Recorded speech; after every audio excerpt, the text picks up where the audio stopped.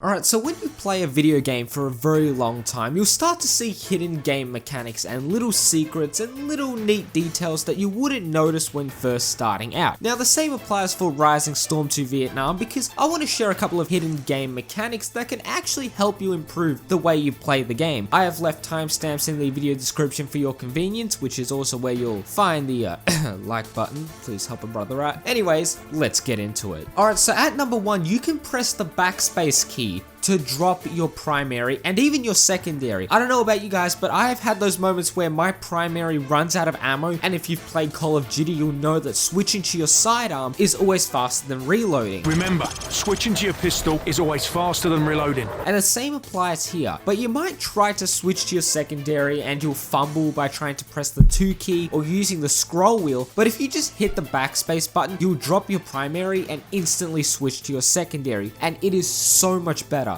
Speaking about reloading, I don't know if you guys have had this kind of scenario played to you where, you shoot your gun like 3 times and you decide to reload, and then suddenly an enemy pops out in front of you and you can't cancel the reload animation. Well, if you press the 1 key when you're reloading, it'll cancel the reloading process and you can just continue to fire immediately. This also counts if you were to use a shotgun, M1 Garand, basically anything that's like bolt action, pump action, and all those stuff where you have to individually load in the ammo. It's a really cool feature because, you fire an M1 Garand, the ping comes out after you fire like once or twice. You're reloading, putting the new one in, but you press the 1 key, cancels the reload animation, and then you can still continue firing as if nothing has happened. Now, number 3 is a very, very good one, and one that a lot of people don't actually know. Now, if you press the plus and the minus key, you can use those to zoom in the sniper scope. And this only applies for that bolt action one. I'll put the image up on screen. I can't think of it at the top of my head. It only works for this one as far as I have tested. It doesn't work for the Mosin Nagant or the SVD. It doesn't work for those, but it does work for that one particular sniper. And the thing is, I don't know why they didn't make the scroll wheel the zoom in function. Like, seriously, I don't know. I don't even think there are any maps in the game where you're going to be shooting someone over 2 kilometers away. But anyways, it would have made more sense if they just made the zoom function the scroll wheel. Anyways, number 4, speaking about snipers, if you find yourself as the lucky few who gets their hands on an SVD, which is my favorite sniper in the game, and you're just hogging up the sniper rolls,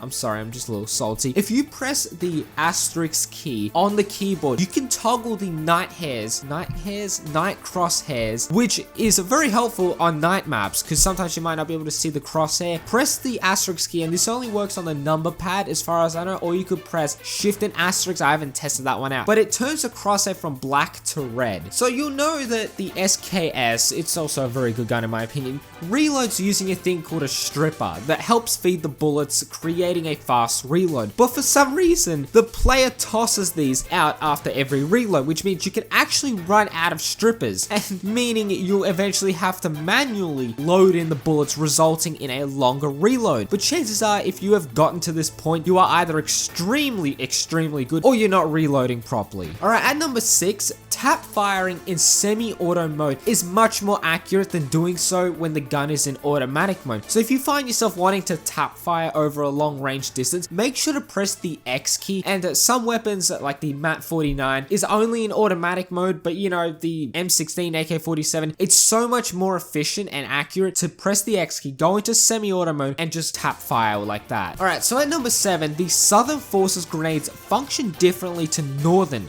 faction grenades, because once you pull a pin on a traditional grenade, it won't actually explode until you release that grabby thing. I don't know grenades, but it's like that lever thing, and I don't know what it's called, but this means the grenade won't explode in your hand, and for some reason once you throw it, it explodes where you pulled the pin. It's strange, really. You can just see on screen how I throw it and it just ends up nowhere where I threw it. But anyways, I don't know, but if you were to do this with the North Viet, the grenades, since they're the old German type, it can explode in your hand. However, if you press the middle mouse button, you'll hear a sound. This is if you're playing as the Southern Forces. The middle mouse button creates a sound,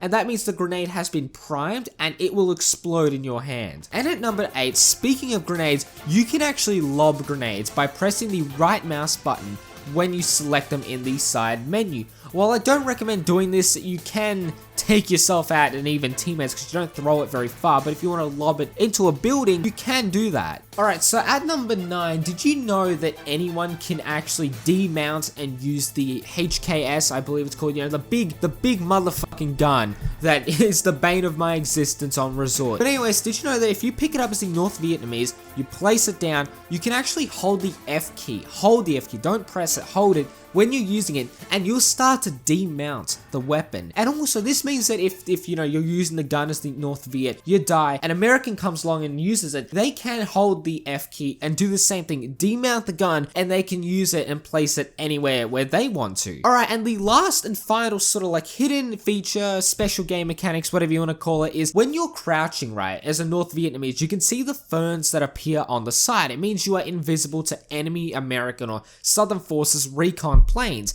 However, like Call of Duty, when you fire, usually, you know, you kind of make yourself visible on a map, like the red dot. I don't know if you guys remember playing multiplayer, but basically the same sort of applies here. When you're crouching, if you were to throw a grenade, fire a weapon whilst you're in this crouched or the fern state or the concealed state, you will actually lose this feature and you'll have to kind of just have to wait to become concealed again. Anyways, I hope you guys enjoyed today's video because I sure as hell had a lot of fun editing it. Anyways, my name is Tantu, please leave a like and subscribe, and I will catch you guys in the next video. Peace.